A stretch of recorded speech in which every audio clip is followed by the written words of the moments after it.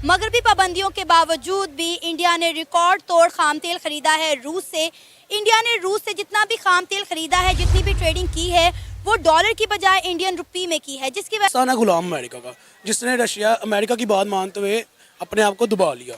ठीक है, जबकि इंडिया ने अमेरिका की आंखों में आंखें डाल के उस मौके पर ट्रेडिंग की जब अमेरिका ने उनको सख्ती से मना किया था। और ख़बरें हैं कि अब अफगानिस्तान की इम्पोर्ट्स के लिए भी पाकिस्तान का डॉलर इस्तेमाल हो रहा है। अफगानिस्तान से कोयले की गैर रस्मी इम्पोर्ट समेत दीगर अशिया की स्मगलिंग भी डॉलर में हो रही है। दरअसल अफगानिस्तान से अमरीकी इनकला के बाद काबुल में डॉलर आना बंद हो गए हैं, लेकिन हैरान कुल बात यह है कि अफगानिस्तान के मरकज़ी बैंक के पास स्टेट बैंक ऑफ पाकिस्तान से 2 गुना ज़्यादा ज़र मुबादला के ज़खायर हैं। जी हाँ, पाकिस्तान के पास 3.8 अरब डॉलर और अफगानिस्तान के पास उसके ज़र मुबादला के ज़खायर में 7.5 अरब डॉलर्स हैं। गोया पहली बात तो ये है कि रशिया के साथ ऑयल का ट्रेड करना हर किसी की बस की बात नहीं है। महीनों निकल जाने के बाद भी IMF के साथ कोई एग्रीमेंट नहीं हो रहा। तो हमें अंग्रेजी बोलना अछूत लगता था। हमारे यहाँ ये बात फतवा जारी कर दिया गया था कि अंग्रेजी बोलना हराम है। वो तब से सीख रहे थे जब हम टॉयलेट साफ कर रहे थे। क्लियर रियलिटी एक्सेप्ट करें, थोड़ा सुन लें अपने बारे में, ताकि कि 25 करोड़ लगभग लोगों को एक साथ बेवकूफ कैसे बनाया जाता है, उसकी मिसाल उस किताब में दी होगी कि सीपेक जैसा एक मंसूबा जाहिरी तौर पर दिखाकर जहां पे भी आप जाते हैं, आप यूएस चले जाएं, आप ऑस्ट्रेलिया चले जाएं, आप कहीं और चले जाएं, तो मोदी की बातें होती हैं, इंडिया की बातें होती हैं।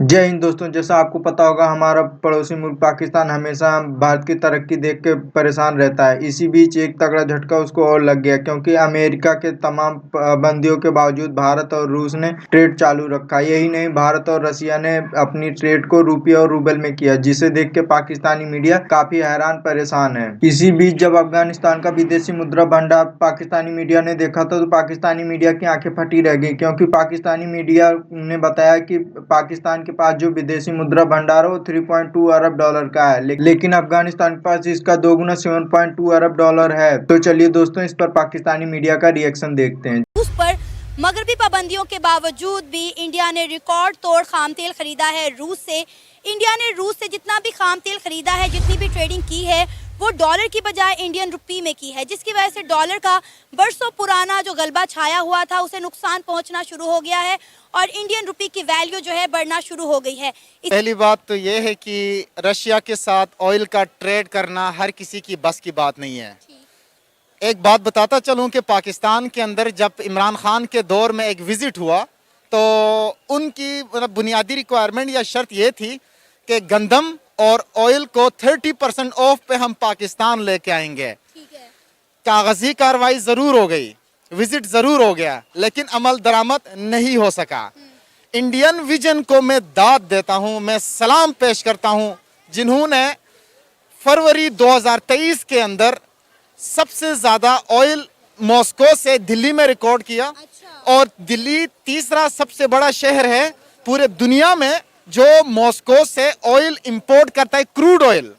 क्रूड ऑयल का फायदा यह है कि आपको 4 मुख्तलिफ किस्म के ऑयल मिलते हैं, वो हाई ऑक्टेन से मट्टी के तेल तक। आप प्योर सिर्फ हाई ऑक्टेन लेके आते हैं तो वो स्पेसिफिक अमाउंट में आएगा। आप क्रूड ऑयल लेके आते हैं तो वो आपको यानी हाई ऑक्टेन से मट्टी के तेल तक आएगा, तो इसमें सबसे ज्यादा फायदा है। मुझे बताएं कि क्योंकि इंडिया अपनी करेंसी में जो है ट्रेड कर रहा है, इससे इंडिया की करेंसी की कितनी वैल्यू बढ़ेगी और डॉलर जो है वो कितना डिवैल्यू हो रहा है? यहाँ पे इंडिया ने डॉलर के मुकाबले में और रशिया को सामने रख के डॉलर को भी डिच कर दिया, अमेरिका को भी डिच कर दिया। अब देखें, फरवरी के अंदर जब रिकॉर्ड तेल इंडिया आया तो उन्होंने ये नहीं कहा कि we will pay you in dollars. India ने कहा कि हम इंडियन रुपी में पे करेंगे। तो इंडियन रुपी में इतना पे किया कि इराक और सऊदी अरब ने भी इतना पे नहीं किया जितना इंडिया ने रशिया को पे किया तेल के मुकाबले में। यानी 1 बिलियन इंडियन रुपीस अगर हम काउंट करते हैं, तो इसका मतलब यह है कि उसकी वैल्यू आहिस्ता आहिस्ता मार्केट में और नेशनल इंटरनेशनल सतह पे बढ़ रही है। तो ये इंडिया के लिए एक पॉजिटिव मैसेज है। अब पाकिस्तान की बात करते हैं तो हर आए दिन डॉलर डॉलर डॉलर, भाई डॉलर 300 टप गया है।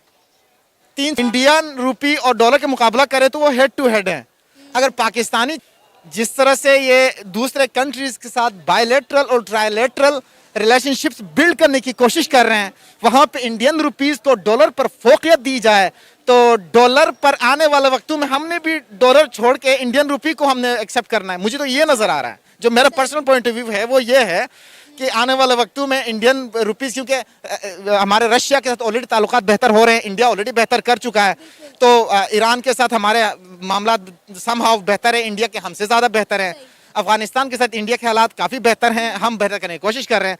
जब बिल्ट इन है तो बीच में जब तीन कंट्रीज यानी लैंडलॉक कंट्रीज के साथ हम अगर बिल्ड हो जाते हैं तो ऑलरेडी वो एक इमेज बना चुके होंगे इंडियन रुपीस को लेके, तो हम भी डॉलर को साइड पे रखेंगे, क्योंकि उससे हमें भी नुकसान है। जितना डॉलर बढ़ता जाएगा रुपीस वैल्यू इतनी डी वैल्यू होती जाएगी रुपी की वैल्यू, तो इससे हमें नुकसान है। तो why we are preferring dollar, हम भी कोशिश करेंगे इंडियन। इंडिया ने तो मेरा ख्याल है इतना तेल खरीद लिया उनसे, इतना तेल कि मैं बता नहीं सकती, और आज तक हम 30% ऑफ पे क्या पूरी कीमत पे भी रशिया से तेल नहीं खरीद सके। आप रशिया यूक्रेन और रशिया की जब वॉर चल रही थी तो अमेरिका ने सख्ती से मना किया था कि रशिया से किसी ने ऑयल की ट्रेड नहीं करनी।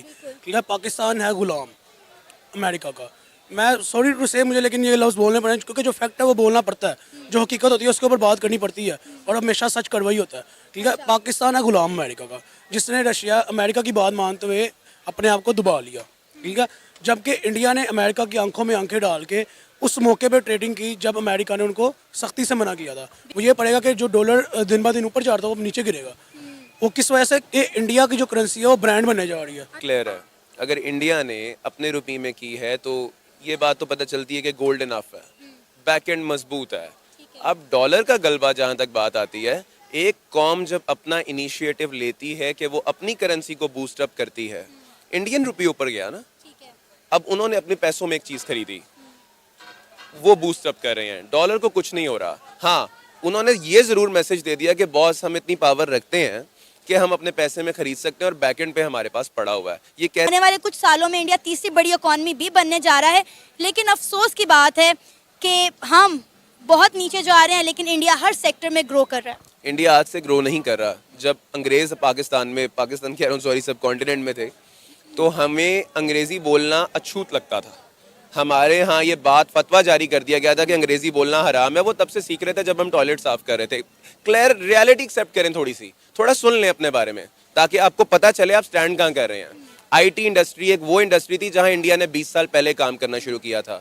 गूगल का CEO अभी भी इंडिया का है, सुंदर Pichai, he is from India. आप कैसे कवर करेंगे उन फ्लॉस को जो आपने अपने वहमों के अंदर छोड़े? हम टॉपिक से जो हिसाब किताब चल रहा है, डॉलर हमारे पास नहीं है, गोल्ड हमारे पास खत्म हो गया है, IMF के अंडर हम आ चुके हैं, कर्जे हमने देने हैं, लोन्स हमारे पे इतने ज़्यादा हैं, अगला हमें मिल नहीं रहा, वो हमारे से शराइतों पे पैसे बढ़ाए जा रहे हैं। सिचुएशन बहुत बुरी है, इसे यहीं एक्सेप्ट कर लें, हम डिफॉल्टर हो चुके हैं।